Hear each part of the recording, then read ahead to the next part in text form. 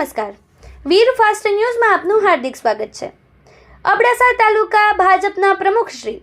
જયદેવસિંહ જાડેજા, પરેશભાઈ ભાનુશાલી, મંત્રી કચ્છ જિલ્લા ભાજપ, સહપ્રભારી પૂર્વ ધારાસભ્ય શ્રી રમેશભાઈ મહેશ્વરી, તાલુકા પંચાયતના પ્રમુખ શ્રી મહાવીરસિંહ જાડેજા તથા હે બાબાધામના ગાદીપતિ પરેશ મહારાજ, મહામંત્રી વિનય રાવલ,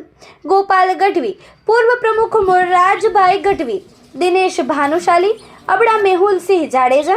હર્ષરાજસિંહ જખો, સરપંચ અલીભાઈ કોરેજા તથા પંચાયત બોડી જનસખી હાજી જુમા ઉથાર, જત હારૂનભાઈ વાઘેર, રહીમાબાઈ વાઘેર તથા ભાનુશાલી સમાજમાંથી હરેશભાઈ, જીવરામ બાપા, વિનોદભાઈ, દીપકભાઈ, હરિભાઈ, વસંતભાઈ તથા મહેશ્વરી સમાજમાંથી કરશનભાઈ,